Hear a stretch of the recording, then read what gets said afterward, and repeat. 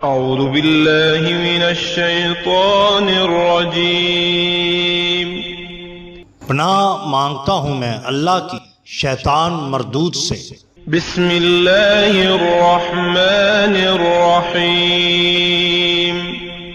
شروع اللہ کے نام سے جو بڑا مہربان نہایت رحم والا ہے۔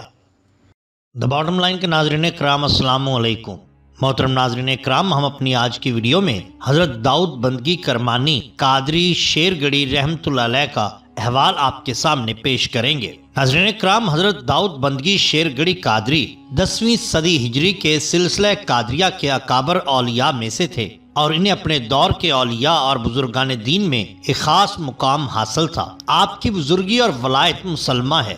آپ کا اسم گرامی داؤد تھا، مگر آپ حضرت شیخ داؤد بندگی کے نام سے مشہور ہوئے کیونکہ آپ نے اللہ تعالیٰ کی بے پناہ عبادت کی، اس لیے بندگی کا نام آپ کے نام کے ساتھ مشہور ہوا۔ آپ کے والد کا نام فتح اللہ بن مبارک تھا۔ پہلے آپ کے اجداد جینی وال میں رہائش پذیر تھے، پھر وہاں سے نقل مکانی کر کے موضع سید پور میں چلے گئے۔ یہ قصبہ ضلع مظفر گڑھ میں ہے۔ آپ کی ولادت باسعادت 27 رمضان المبارک سن 919 ہجری میں جینی وال ضلع مظفر گڑھ میں ہوئی۔ آپ کے والد آپ کی پیدائش سے کچھ عرصہ قبل اللہ کو پیارے ہو گئے، پھر آپ کی پیدائش کے تھوڑے عرصے بعد آپ کی والدہ کا بھی انتقال ہو گیا۔ چنانچہ آپ کی پرورش آپ کے بڑے بھائی سید رحمت اللہ نے کی۔ آپ نے بچپن کا زمانہ اپنے نہال کے ہاں ست گھرا ضلع سہیوال میں گزارا۔ ابتدا میں آپ اپنے بھائی کے زیر تربیت برسوں تحصیلی علوم میں مصروف رہے، پھر آپ بقیہ علوم کی تکمیل کے لیے لاہور تشریف لائے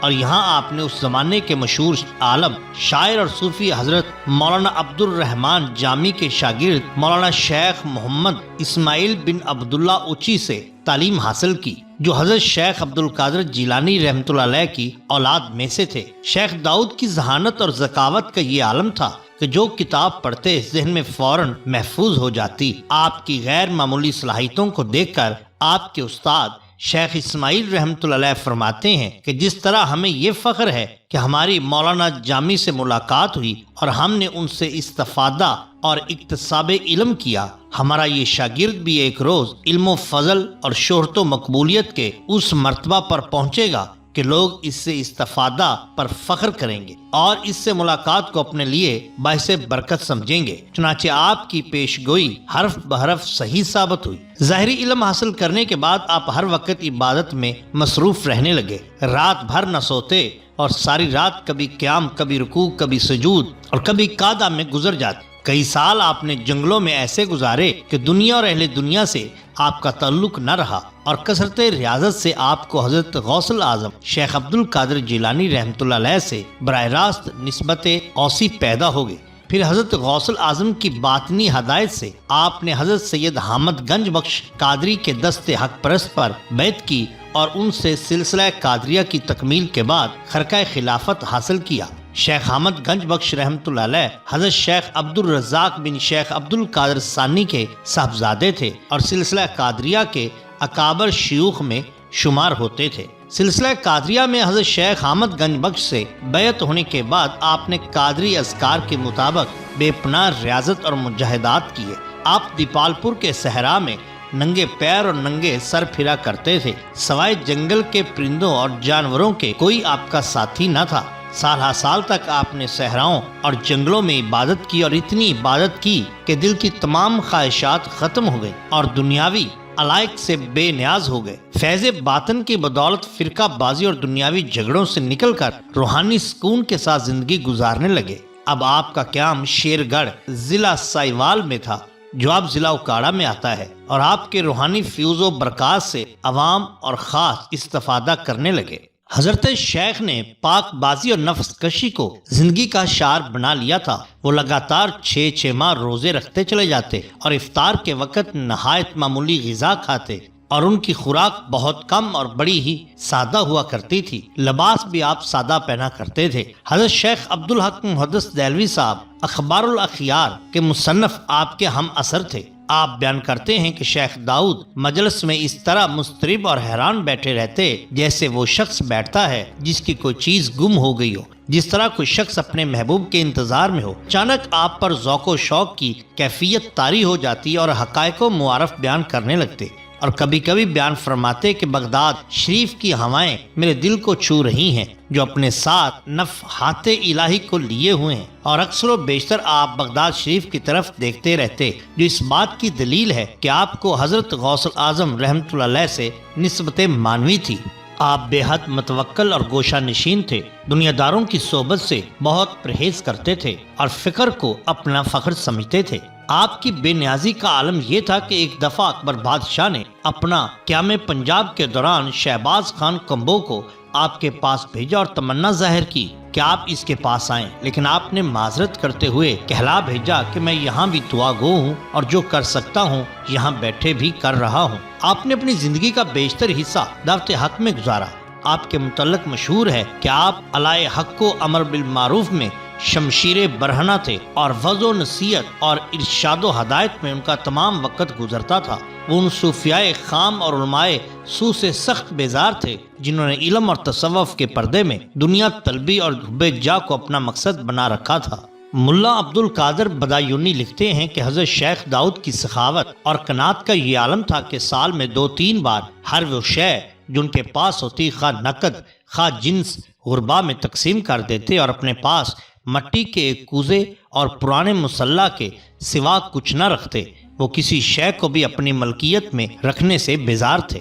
آپ کے خلفاء میں سے حضرت مولانا جمال الدین المعروف، شیخ بہلول، شیخ سیف الدین عبد الوہاب، شاہ ابو اسحاق لاہوری اور حضرت شاہ ابو المعالی لاہوری کے اسماء گرامی قابل قدر ہیں۔ شاہ ابو المعالی لاہوری رحمۃ اللہ علیہ آپ کے بھتیجے ہیں، اور ان کے والد حضرت شیخ رحمۃ اللہ کا مزار پر انوار بھی شیرگڑھ میں حضرت شیخ داؤد کرمانی رحمۃ اللہ علیہ کے مزار پر انوار کے قریب واقع ہے۔ آپ کا وصال سن 982 ہجری بمطابق سن 1574 عیسوی میں شیرگڑھ میں ہوا اور وہیں انہیں دفن کیا گیا۔ آپ کا مزار اقدس شیرگڑھ میں ہے۔ شیرگڑھ رنالہ خرد سے 17 کلومیٹر کے فاصلے پر دیپال پور روڈ پر واقع قصبہ ہے۔ آپ کے مزار پر ایک بہت بڑا گنبد بنا ہے اور ساتھ ہی ایک مسجد بھی ہے۔ یہاں ہم آپ کی چند کرامات کا ذکر کرتے ہیں۔ منقول ہے کہ جب آپ نے شیرگڑھ میں ڈیرا لگایا تو یہاں سے ہندو فقیر وندو رام کو اٹھا دیا۔ اس نے جاتی دفعہ کہا کہ میں تیرا چراغ یہاں جلنے نہیں دوں گا۔ آپ نے فرمایا یہ چراغ خدا کا روشن کیا ہوا ہے، تیرے بجھانے سے نہیں بجھے گا۔ چونکہ وہ فقیر بھی مستجاب الدعوات تھا، اس کے تصرف سے عرس کے دن میں بھی سخت ہوا شروع ہو جاتی ہے، مگر آپ کا یہ تصرف ہے کہ چراغ گل نہیں ہوتے، ویسے ہی جلتے رہتے ہیں۔ آج تک یہ دونوں باتیں جاری ہیں، بلکہ اس ہوا کو اکثر لوگ آپ کے نام سے ہی منسوب کرتے ہیں۔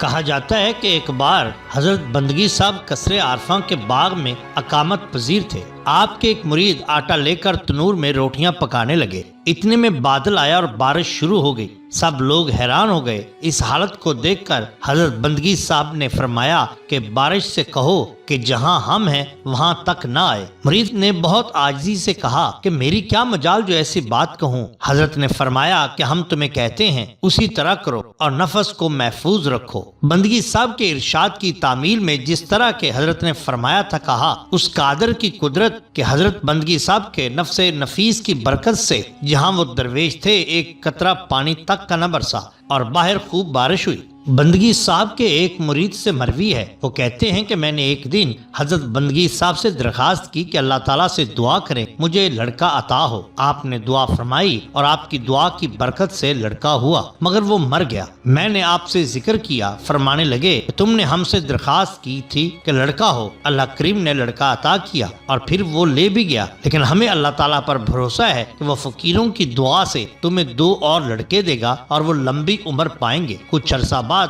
فرماتے ہیں کہ میرے ہاں 2 لڑکے ہوئے، ایک بیمار ہو گیا تو میں نے حضرت کو اطلاع دی۔ آپ نے فرمایا آپ کو کیا ہے؟ وہ میرا لڑکا ہے، وہ اکثر بیمار ہو کر شفا پاتا رہے گا۔ پھر جس طرح حضرت بندگی صاحب نے فرمایا ویسے ہی ہوا، اس کے دونوں بیٹوں نے طویل عمر پائی۔ محترم ناظرین، یہ شان ہوتی ہے اولیاء اللہ کی۔ اگر آپ کو ہماری یہ ویڈیو پسند آئی ہو تو لائک کیجئے، سبسکرائب کیجئے ہمارے چینل دا باٹم لائن کو، تاکہ ہم آپ کے لیے اور بھی بہترین ویڈیوز لا سکیں۔ اپنے دوستوں کا، گرد و نواح کے لوگوں کا بہت خیال رکھیے۔ اللہ اور اللہ کے رسول صلی اللہ علیہ وسلم سے بے حد محبت کیجئے۔ آپ کا بہت شکریہ۔